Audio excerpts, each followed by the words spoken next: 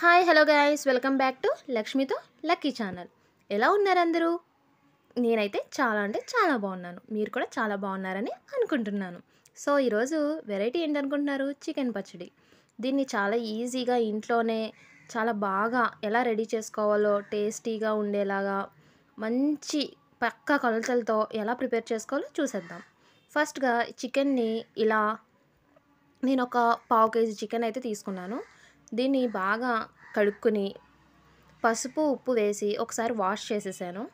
ఇలా బాగా కడుక్కున్న తర్వాత అందులోకి మళ్ళీ కొద్దిగా ఉప్పు కొద్దిగా పసుపు వేసి బాగా పట్టించాలి. ఎంత బాగా పట్టించాలంటే ముక్క ఇంకా ఉప్పు సరిపోతుంది అన్నంత బాగా పట్టించుకోవాలి. బాగా పట్టించుకున్నాం కదా, దీన్ని ఒక 2 మినిట్స్ పక్కన పెట్టుకుందాం. పక్కన పెట్టుకున్న తర్వాత స్టవ్ ఆన్ చేసి కళాయి పెట్టి అందులో ఒక 2 టేబుల్ స్పూన్ ఆయిల్ పోసుకుని, ఆయిల్ అంటే నువ్వుల నూనె వేసుకోండి, లేకపోతే వేరుశనగ నూనె 2 టేబుల్ స్పూన్ వేసుకుని మనం పక్కన పెట్టుకున్న చికెన్ని అందులో వేసేసుకోవాలి. సో అందులో వేసుకుని ఈ చికెన్ వాటర్ వస్తుంది కదా, ఆ వాటర్ ఆవిరయ్యేంత వరకు దాన్ని ఉడికించుకోవాలి. సో ఇందులో మనం దీనికి కావాల్సిన మసాలా ఏంటో చూసేద్దాం. దానికి కావాల్సిన ఏంటో కూడా ప్రిపేర్ చేసేసుకుందాం. స్టవ్ ఆన్ చేసి మళ్ళీ ఒక కళాయి పెట్టి అందులోకి ఇలా 2 చిన్న ముక్కలుగా దాల్చిన చెక్క, యాలకులు, లవంగాలు వేసుకుని ఒకసారి అటు ఇటు వేయించుకోవాలి. సో ఇవి వేగిన తర్వాత అందులోకి 1 స్పూన్ ధనియాలు, 1 స్పూన్ ఆవాలు, 1/2 టీ స్పూన్ మెంతులు, అలాగే 1/2 టీ స్పూన్ జీలకర్ర ఇవి కూడా వేసి ఒకసారి దోరగా వేయించుకోవాలి. అంటే మనకి కమ్మటి వాసన రావాలి, అవి బాగా వేయించుకోవాలి. ఇంతలో నా ఛానల్ ఎవరైనా సబ్స్క్రైబ్ చేసుకోకపోతే మాత్రం వెంటనే నా ఛానల్ని సబ్స్క్రైబ్ చేసేసుకోండి. మీకు ఈ చికెన్ పచ్చడి నచ్చినట్లయితే మాత్రం కామెంట్ సెక్షన్లో కామెంట్ చేయండి. సో ఇవి బాగా వేగినాయి కదా, సో దీన్ని స్టవ్ ఆఫ్ చేసేసుకుని చల్లార్చుకుని మనం మిక్సీలో వేసేసుకోవాలి. సో ఒకసారి చికెన్ కూడా చూసేద్దాం. చూడండి, ఆల్మోస్ట్ అది బాయిల్ అయిపోయింది కదా, పైకి ఆయిల్ కనిపిస్తుంది కదా. సో ఇలా బాయిల్ అయిపోయిన తర్వాత మళ్ళీ స్టవ్ ఆన్ చేసుకుని ఒక కళాయి పెట్టుకుని 1 కప్పు వరకు నువ్వుల నూనె కానీ అలాగే వేరుశనగ నూనె కానీ వేసుకోవాలి. ఇవి 2 వేసుకోవడం వల్ల పచ్చడి చాలా కమ్మగా ఉంటుంది. సో ఇవి ఈ ఉడకబెట్టుకున్న చికెన్ని అందులో వేసేసుకుని గోల్డ్ బ్రౌన్ కలర్ వచ్చేంత వరకు వాటిని వేయించుకోవాలి. మర్చిపోకండి, పెద్ద మంటలో మాత్రం పెట్టకండి. మీడియం సైజు ఫ్లేమ్లో అయితేనే బాగా కుక్ అవుతుంది, లోపల పచ్చి పచ్చిగా కూడా ఉండదు. సో దీన్ని అలా వేయించుకోవాలి. సో ఇంతలో వేయించుకునేలోపు మనం మసాలాను అయితే మిక్సీ పట్టేద్దాం. చూడండి, ఇలా బాగా మెత్తగా కాకుండా కొంచెం అలా ఉండేలా మిక్సీ పట్టేసుకోండి. సో ఇవైతే చూసారా వేగిపోయినాయి కదా, మరీ బాగా ఎక్కువ వేపుకోకండి, అవి గట్టిపడిపోతాయి తర్వాత.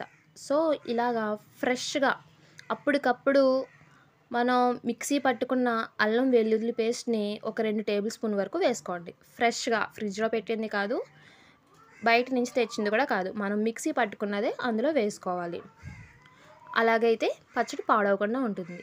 అలాగే అల్లం వెల్లుల్లి పేస్ట్లో కూడా వాటర్ వేయకుండా ఆడుకోండి. సో బాగా వేయించుకోవాలి. ఇది కూడా కొంచెం బ్రౌన్ కలర్ వచ్చేంత వరకు అల్లం వెల్లుల్లి పేస్ట్ దీన్ని కూడా వేయించుకోవాలి. పచ్చి వాసన అంతా పోవాలన్నమాట.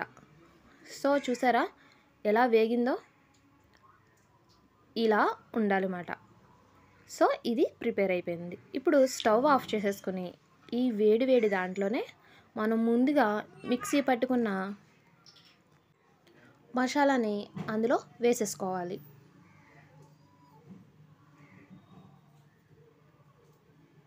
సో అది వేసేసుకున్నాక వెంటనే దానికి సరిపడే ఆవకాయ కారం ఉంటుంది కదా, సో ఆవకాయ కారంని యాడ్ చేసుకోవాలి.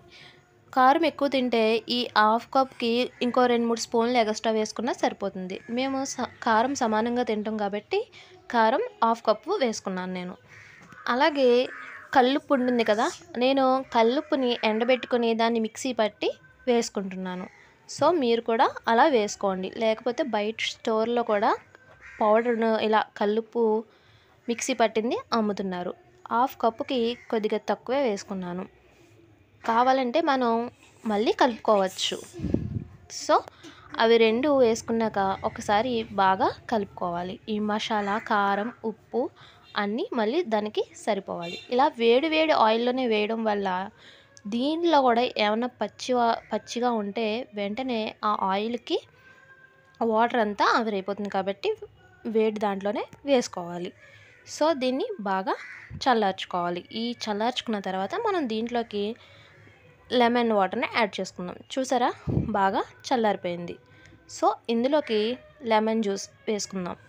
చూసారా, చల్లారినప్పటికి ఇది గట్టి పడిపోయింది కదా, అంటే చిక్కగా అయిపోయింది.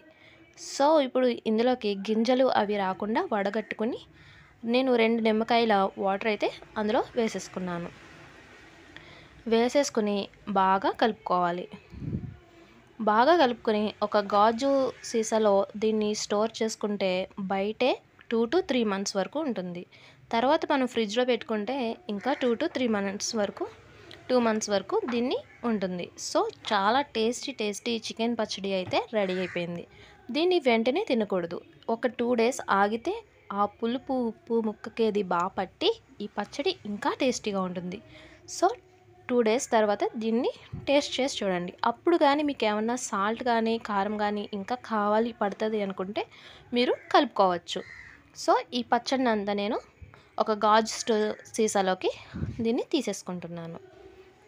అంతేనండి, చాలా ఈజీగా చాలా టేస్టీగా మనకి ఇంట్లోనే చికెన్ పచ్చడి అయితే రెడీ అయిపోయింది.